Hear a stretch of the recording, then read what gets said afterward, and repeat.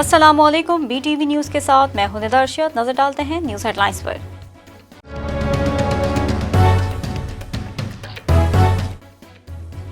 وزیر اعظم نے پاکستان تحریک انصاف کے بانی ساتھی جاوید گردیزی کی کرونا وائرس سے وفات پر گہرے دکھ کا اظہار کیا ہے۔ وزیر اعظم عمران خان نے سماجی رابطے کی ویب سائٹ ٹویٹر پر ایک ٹویٹ کی ہے جس میں انہوں نے لکھا کہ جاوید گردیزی کی کرونا وائرس سے وفات کا سن کر افسوس ہوا۔ وزیر اعظم نے جاوید گردیزی کے انتقال پر اپنے ٹویٹر اکاؤنٹ پر ان کے ہمراہ ایک یادگار تصویر شیئر کرتے ہوئے افسوس کا اظہار کیا۔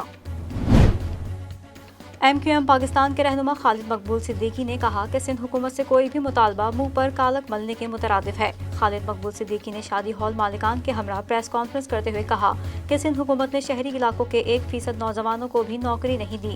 کراچی میں سندھو دیش کے لوگوں کو بلا کر نوکریاں دی جا رہی ہیں۔ کراچی کے لوگوں پر مسلط کیے گئے تمام سندھو دیش والوں کو واپس لے جائیں۔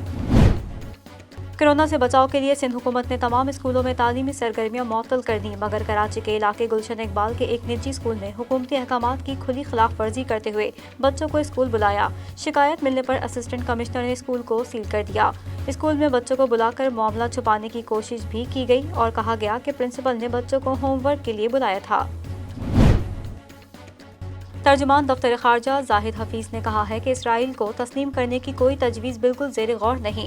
اسرائیل کے حوالے سے پاکستان کی پالیسی واضح ہے۔ ترجمان وزیر خارجہ نے ہفتہ وار بریفنگ دیتے ہوئے کہا کہ بھارت پاکستان میں عدم استحکام پیدا کرنے کے لیے کالعدم تنظیموں کو فنڈنگ کر رہا ہے۔ پاکستان نے بھارتی ریاستی دہشت گردی کے ثبوت ڈوزیر کی شکل میں پیش کیے۔ خیبر پختونخوا کے ضلع سوات اور گردونواح میں زلزلے کے جھٹکے محسوس کیے گئے ہیں۔ زلزلہ پیما مرکز کے مطابق ریکٹر اسکیل پر زلزلے کی شدت 4.5 ریکارڈ کی گئی ہے، جبکہ زلزلے کی گہرائی 40 کلومیٹر تھی۔ زلزلے کا مرکز پاک افغان سرحدی علاقہ تھا۔ زلزلے کی وجہ سے لوگ اپنے گھروں سے کلمہ طیبہ کا ورد کرتے ہوئے باہر نکل آئے۔ چیئرمین پیپلز پارٹی بلاول بھٹو کورونا کے باعث بہن کی منگنی کی تقریب میں شرکت نہیں کریں گے۔ بختیار بھٹو کی منگنی کی تقریب کل بلاول ہاؤس میں ہوگی، لیکن کورونا وبا کے باعث بلاول ہاؤس میں تقریب کی سرگرمیاں ماند پڑنے لگیں، کیونکہ بلاول بھٹو کورونا کے باعث بہن کی منگنی کی تقریب میں شرکت نہیں کر سکیں گے۔ وہ گھر کے مخصوص حصے میں قرنطینہ میں ہیں۔ وفاقی وزیر شبلی فراز نے پاکستان پیپلز پارٹی کے چیئرمین بلاول بھٹو کے لیے نیک خواہشات کا اظہار کرتے ہوئے ان کی جلد صحت یابی کی دعا کی ہے۔ وفاقی وزیر اطلاعات شبلی فراز نے سماجی رابطے کی ویب سائٹ ٹویٹر پر جاری اپنے پیغام میں بلاول بھٹو زرداری کا کورونا ٹیسٹ مثبت آنے پر کہا کہ اللہ تعالیٰ بلاول کو شفائے کاملہ عطا فرمائے۔ بلاول سمیت تمام کورونا مریضوں کے لیے دعا گو ہیں۔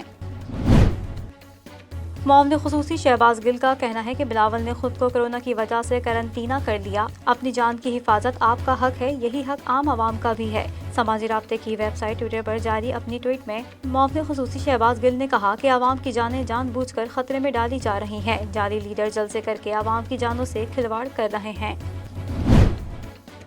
احتساب عدالت کوئٹہ نے کروڑوں روپے کی کرپشن اور ناجائز اثاثہ جات کیس میں سابق district food officer Ghulam Mustafa کو 6 سال قید اور 5 کروڑ روپے جرمانے کی سزا سنا دی۔ کیس کی سماعت احتساب عدالت 2 کے جج اللہ داد روشانت نے کی۔ احتساب عدالت نے جرم ثابت ہونے پر سابق ڈسٹرکٹ فوڈ کنٹرولر کی جائیداد کی ضبطگی کا بھی حکم دے دیا۔ ایم کیو ایم پاکستان نے نیب سے پلی بارگن کرنے اور سزا یافتہ سرکاری افسران کو ہٹانے کے لیے سندھ ہائی کورٹ میں آئینی درخواست دائر کر دی۔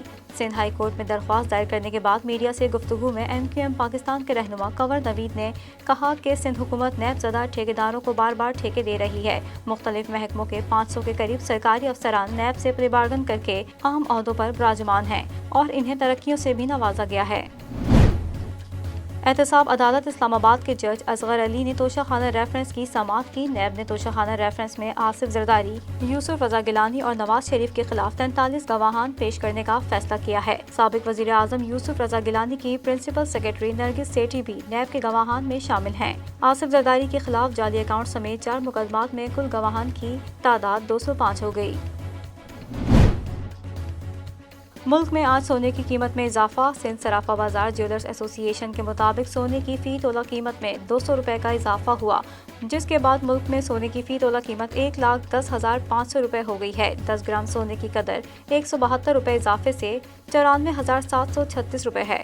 عالمی صرافہ بازار میں سونے کی قدر $6 اضافے سے $1,815 فی اونس ہے۔ इंटर बैंक में डॉलर की कीमत में कारोबारी हफ्ते के चौथे रोज भी कमी रिकॉर्ड की गई है। स्टेट बैंक ऑफ पाकिस्तान की जानिब से जारी करदा आदाद-ओ-शुमार के मुताबिक इंटर बैंक में डॉलर की कदर में 1 पैसे की कमी वाक़ हुई है। फॉरेक्स डीलर्स के मुताबिक इंटर बैंक में डॉलर 159.28 से कम होकर 159.27 रुपए पर बंद हुआ है।